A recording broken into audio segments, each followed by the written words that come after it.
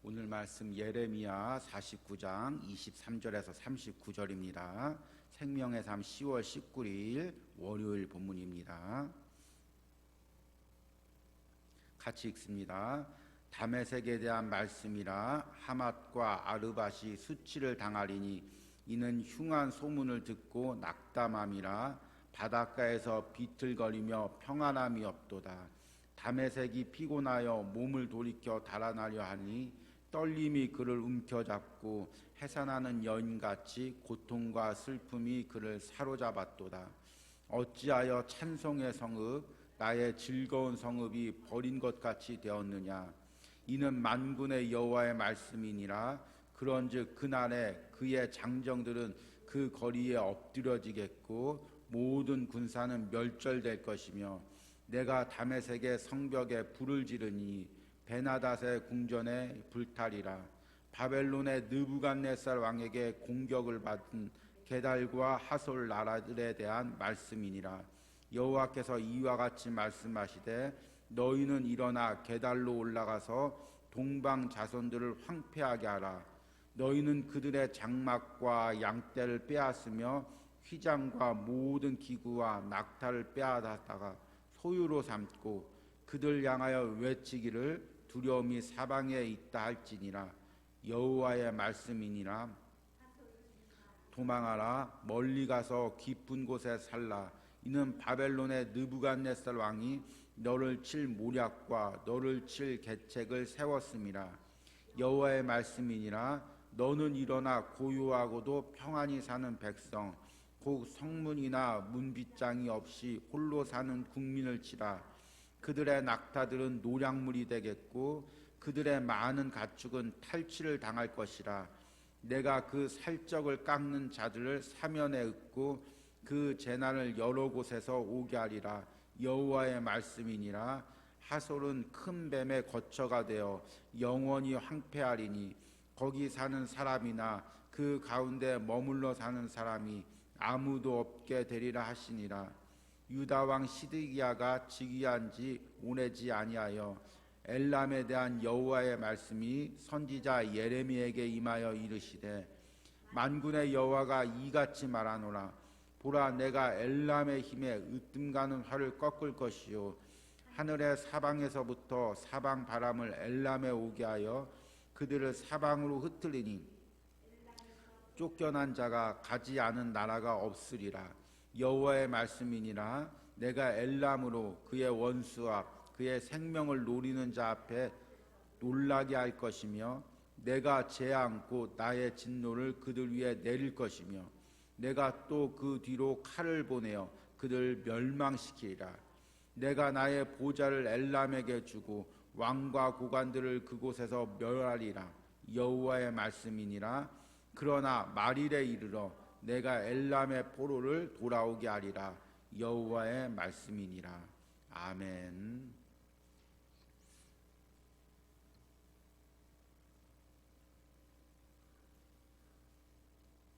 오늘 이제 길게 다메섹, 게달, 하솔, 엘람이라는 네 개의 나라에 대한 심판의 말씀을 들었습니다. 우리가 이제 계속해서 애굽부터 시작해서 45장에서는 애굽, 46장에서는 블레셋, 그리고 47장에서는 모압, 48장에서는 암몬, 그리고 이제 49장에서는 에돔, 다메섹, 게달, 하솔, 엘람에 대한 심판의 말씀이 이어지고 네 개 국가에 대한 심판을 이제 오늘 이렇게 읽게 되었습니다. 그런데 여러분들 이 예레미야의 열방에 대한 심판의 말씀을 쭉 읽으면서 하나님께서 이들 나라를 심판하시는 이유가 뭐라고 생각하십니까?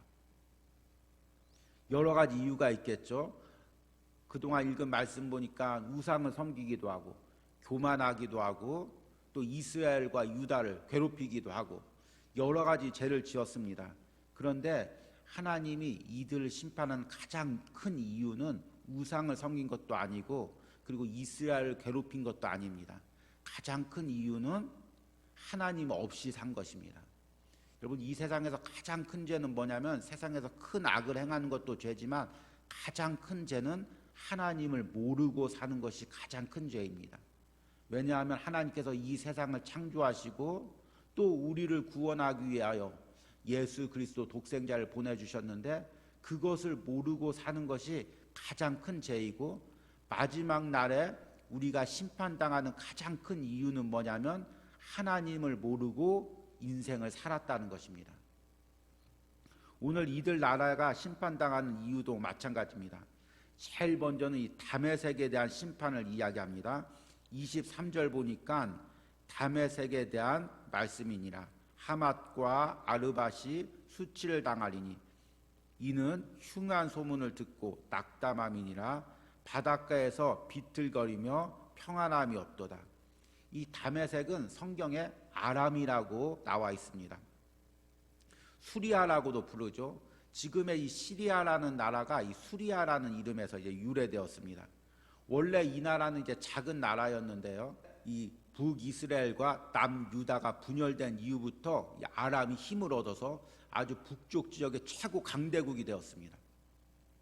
그래서 우리가 열왕기 상하를 보면은 엘리사 때 시대 때 아람 군대가 계속 북이스라엘 괴롭히는 장면들을 보게 됩니다.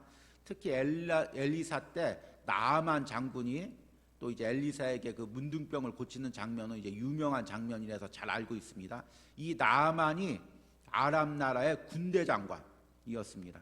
그러니까 당시 아람이 최대 강국이었고 모든 부가 그 당시에 집중한 나라였는데 하나님 없이 살다가 멸망당할 것을 오늘 말씀에 예언하고 있습니다.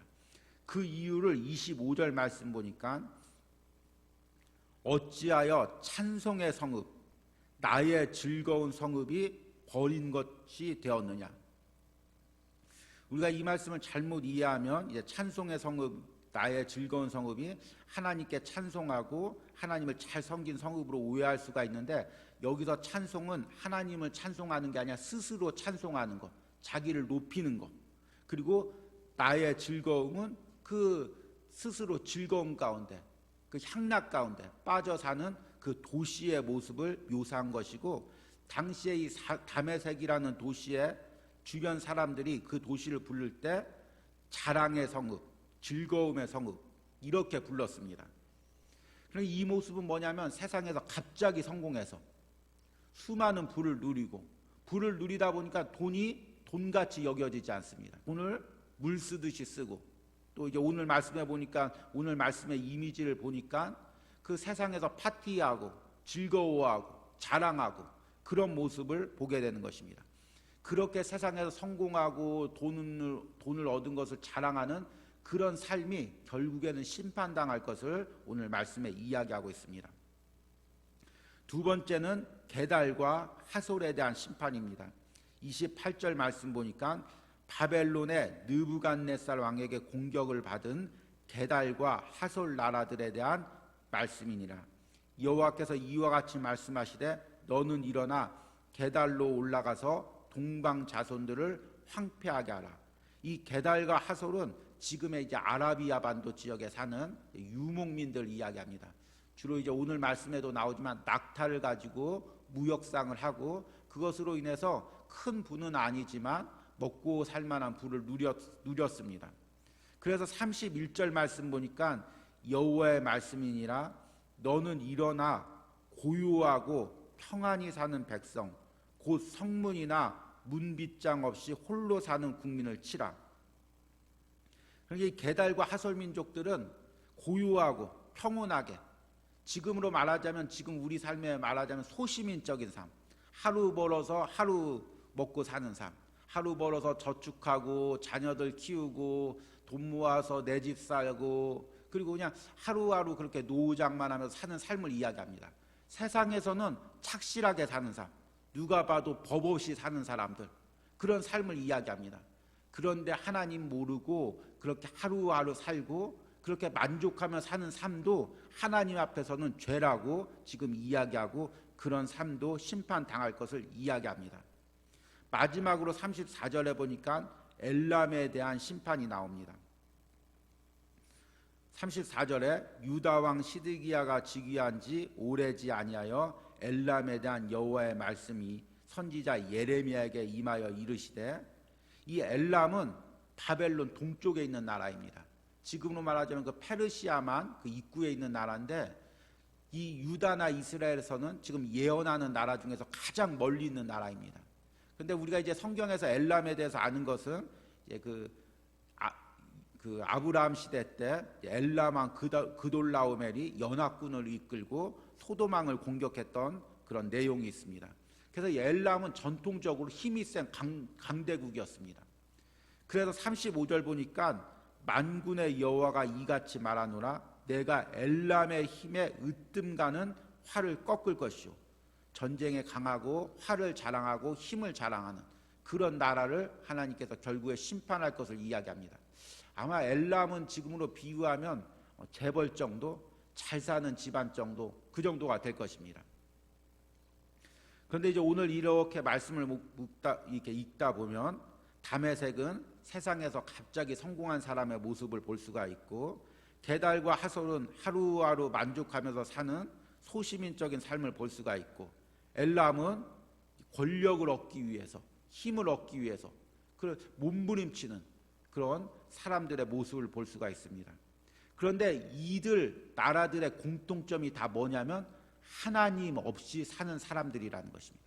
하나님 없이 살기에 이 땅의 삶이 전부이기에 이 땅에서 돈을 벌고 이 땅에서 하루하루 살아가고 또는 이 땅에서 물질을 얻는데 모든 것을 다 쏟기도 하고 권력을 얻는데 힘을 얻는데 모든 것을 쏟기도 하는 그 세상의 모습을 오늘 말씀이 그대로 보여주고 있는 것입니다.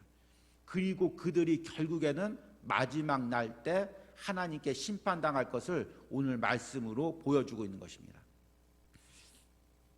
여러분, 우리 세상 사람들과 그리스도인들은 사는 방식 자체가 틀립니다.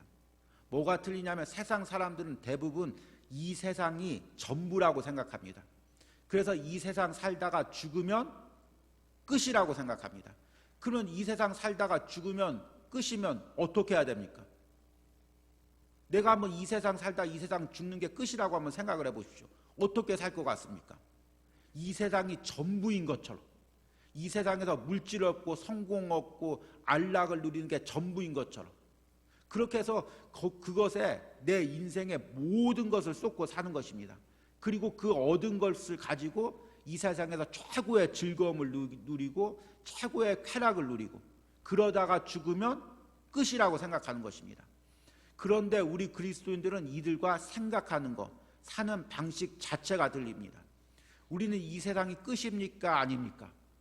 예, 이것을 우리가 확신을 해야 됩니다. 그리고 우리는 죽으면 천국에 갑니다. 이게 우리 그리스도인들의 궁극적인 목표입니다.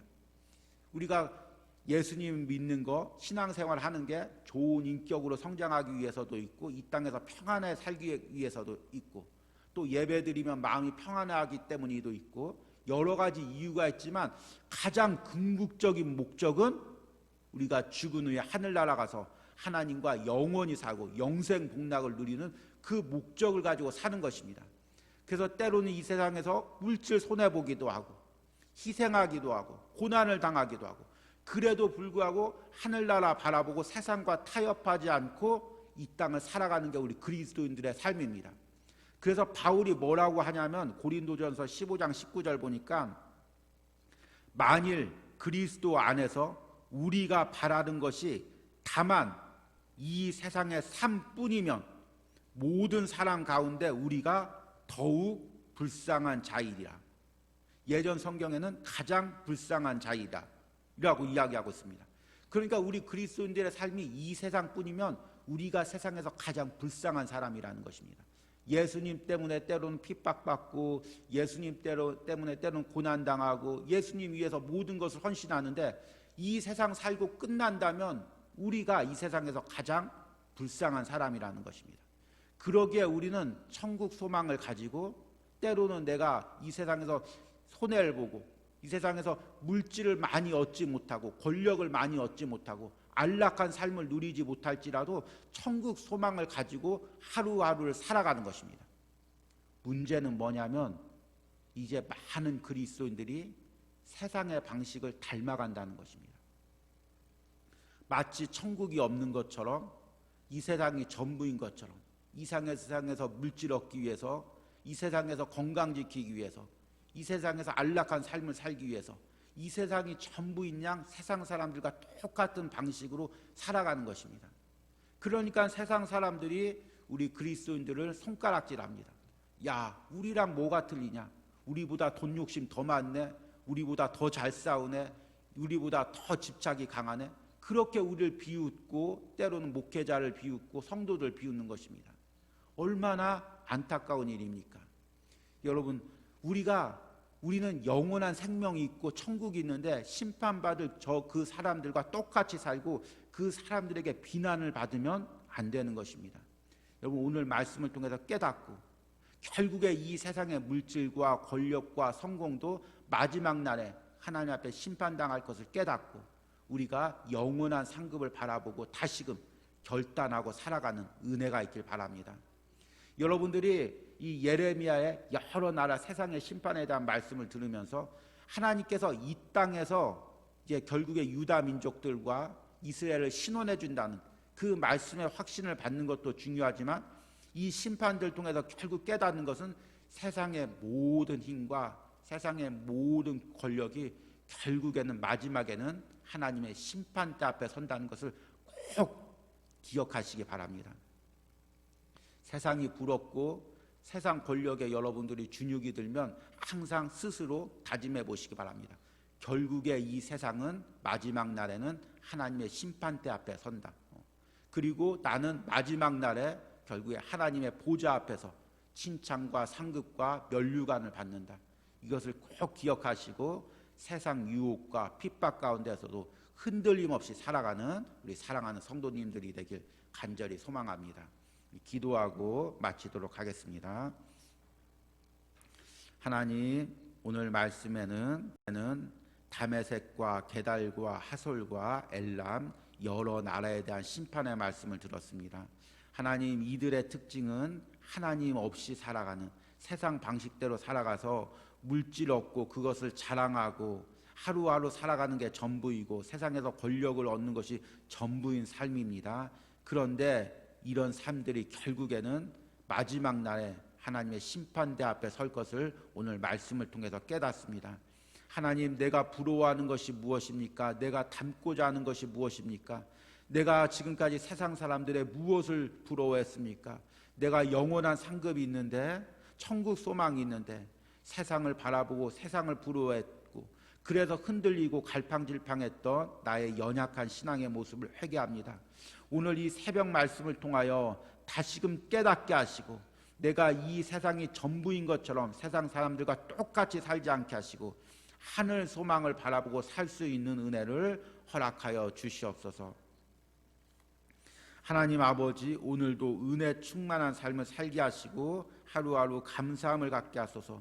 오늘 말씀에 나 자신을 돌아보고 회개하며 겸손하게 살게 하소서. 기도하시는 우리 집사님 부부 가운데 하나님 은혜 주시고 하나님 오늘 하루 가운데 삶에 천국 소망 바라보고 하나님 상급 바라보고 하루하루를 은혜로 감당할 수 있도록 하나님께서 붙들어 주시고 함께하여 주시옵소서. 하나님, 이름 없이 드린 손길 가운데도 하나님께서 축복하여 주시고 그 기도의 제목을 이 새벽에 들어주시고 그 모든 심령을 만져주시옵소서. 오늘 새벽에 나와서 기도하는 심령 가운데 각자의 자리에서 기도하는 심령 가운데 하나님께서 말씀을 통해서 깨닫게 하시고 다시금 하늘 소망 바라보게 하시고 천국 상급 바라보게 하시고 이 땅에서의 모든 유혹과 핍박을 이길 수 있는 신앙의 굳건함을 다시금 허락하여 주시옵소서.